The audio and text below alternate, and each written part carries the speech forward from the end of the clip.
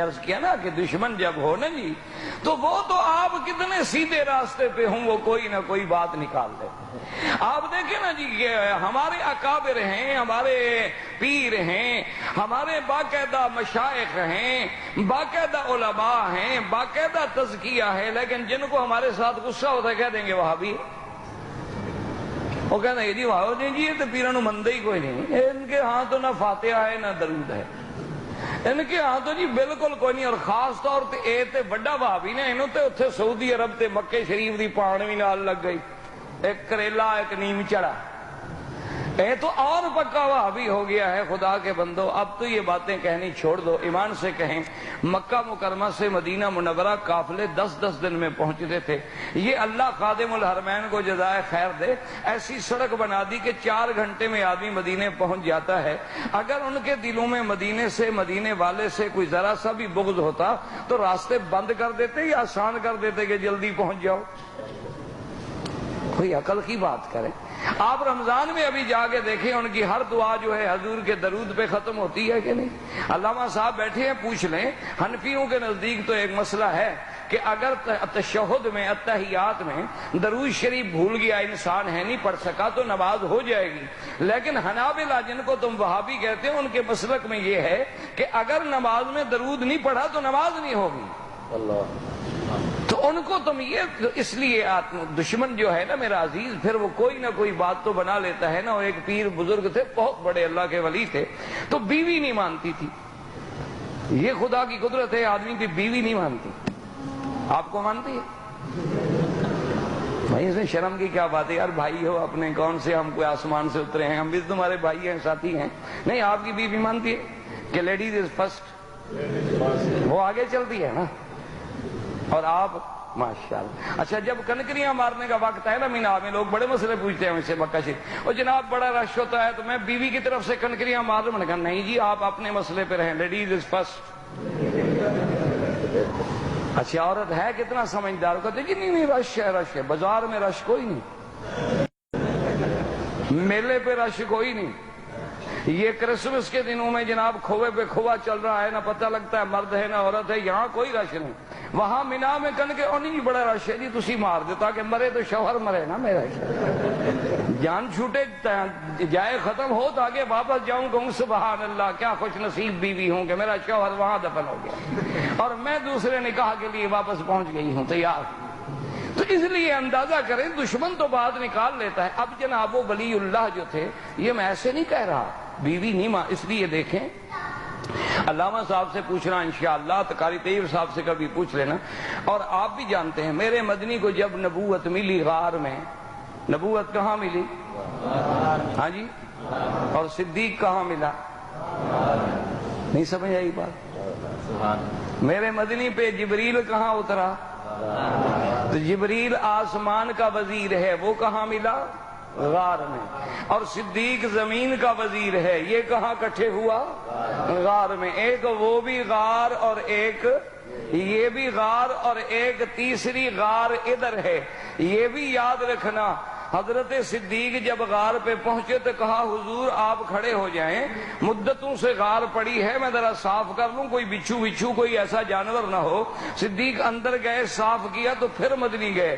اللہ نے حکم کر دیا، اشارہ ہو گیا کہ جب تک اس غار میں پہلے صدیق کی محبت نہیں آئے گی محمد مدنی پہ ایمان بھی نہیں آئے گا. وہاں غار میں حضور ہیں، قرآن اترا. اچھا اترنے کے بعد سب سے پہلے حضور کہاں آئے؟ سب سے پہلے حضور بیوی کے پاس آئے. غار سے اترنے کے بعد کہاں پہنچے؟ بیوی کے پاس پہنچے. کہا زملونی زملونی، خدیجہ کپڑا ڈالو، بدن پہ تھر تھری ہے.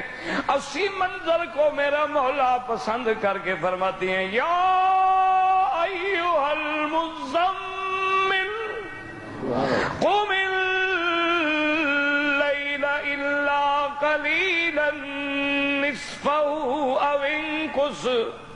او انقص منہ قلیلا او زد علیہ ورتل القرآن ترتیلا. میرا مدنی پہلے بیوی کے پاس آئے تاکہ سب سے پہلی تصدیق بیوی کرے کہ اس کی تصدیق بڑی مشکل ہوتی ہے، اور جب بیوی پاکی کی گواہ بن جائے تو پھر اس سے بڑا گواہ دنیا میں کوئی نہیں ہوتا۔ سب سے پہلی تصدیق کرنے والی سیدہ خدیجہ، اور ظالم تو کہتے ہیں اسلام نے عورت کو کوئی مقام نہیں دیا۔ ذرا غور تو کریں، میرے مدنی کی پہلی گواہ کون ہے؟ سیدہ خدیجہ۔ پہلے اسلام لانے والی کون ہے؟ سیدہ خدیجہ۔ نبوت کو تسلی دینے والی کون ہے؟ سیدہ خدیجہ۔ برکت ابن نوفل کے پاس لے جا کے تائید کرانے والی کون ہے؟ سیدہ خدیجہ۔ اللہ تبارک و تعالیٰ کے دین اسلام کی عظمت دیکھیں کہ قرآن کی پہلی گواہ بھی عورت، میرے مدنی کی نبوت کی پہلی گواہ بھی عورت، اسلام کی پہلی گواہ بھی عورت، اور آج تک اسلام نے صفا مروہ رکھ کے عورت کو اتنا بلند کر دیا ہے کہ قیامت تک دوڑتے رہو اور عورت اسماعیل کی اماں کی سنت کو یاد کرتے رہو۔ لیکن مشکل یہ ہوتی ہے کہ دشمن کو بات سمجھ نہیں آتی، وہ ہر نیکی میں بھی کوئی برائی نکال لیتا ہے۔ اس لیے جیسے اس نے کہہ دیا کہ جناب کیا ہو گیا اگر حضور صلی اللہ علیہ وسلم سیدنا صدیق کے کندھے پہ بیٹھے تو کیا ہو گیا؟ حضور تو اونٹنی پہ بھی بیٹھے، حضور تو گھوڑے پہ بھی بیٹھے، حضور تو گدھا پہ بھی بیٹھے۔ لیکن اللہ اکبر، اس کو جب سمجھایا گیا کہ بات سمجھو، ہم نے کہا ظالم اعتراض کرنے والے تم ٹھیک کہتے ہو، لیکن ہمارے عقیدے کو سمجھ لو کہ حضور جس اونٹنی پہ بیٹھے ہیں وہ ساری اونٹنیوں کی سردار ہے، حضور جس گھوڑے پہ بیٹھے وہ سارے گھوڑوں سے افضل ہے، حضور جس گدھا پہ بیٹھے وہ ساری دنیا کے گدھوں سے افضل ہے، اور حضور جس بندے پہ بیٹھے وہ بندہ بھی ساری دنیا کے بندوں سے افضل ہے۔ اصل بات تو یہ ہے، حضور تو بیٹھے ہیں، اور حضور جس پہاڑ پہ کھڑے ہوں وہ پہاڑ پہاڑوں میں افضل، حضور جس غار میں بیٹھے ہوں وہ غار ساری غاروں سے افضل، حضور صلی اللہ علیہ وسلم جس مسجد میں کھڑے ہوں وہ مقام ساری دنیا سے افضل۔ اس لیے اللہ تبارک و تعالیٰ کی شان دیکھیں کہ یہ شرف کس کو ملا ہے؟ صرف ابو بکر رضی اللہ تعالیٰ عنہ کو، کہ اللہ فرماتے ہیں الا تنصروہ فقد نصرہ اللہ اذ اخرجہ الذین کفروا ثانی اثنین۔ اب ذرا توجہ کریں، ایک پارٹی ہے نکالنے والی اور ایک پارٹی ہے نکلنے والی۔ نکلنے والے کون ہیں؟ میرا مدنی اور ابو بکر۔ مکے سے کون نکل رہے تھے؟ ہاں جی، وہ نام لے لیا کرو، خیر زندوں میں بیٹھا ہوں نا، خیر ہے زندہ الحمدللہ۔ اب مکے سے جانے والے کون ہیں؟ اب سیدنا محمد مصطفیٰ اور ابو بکر۔ اور نکالنے والے کون ہیں؟ نہیں، نکالنے والے حضور کو مکے سے نکالنے والے کون ہیں؟ قرآن کیا کہتا ہے؟ اذ اخرجہ الذین کفروا، جب کہ کافروں نے نکالا۔ اور پھر وہ دو کون تھے؟ ثانی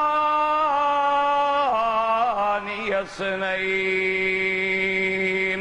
اذ ہما فی الغار اذ یقول لصاحبہ لا تحزن ان اللہ معنا۔ وقت ختم ہو گیا بھائی، وقت ختم ہو گیا، زندگی رہی تو بات باقی۔ وصلی اللہ تعالی علی سیدنا محمد وعلی آلہ واصحابہ اجمعین برحمتک یا ارحم الراحمین۔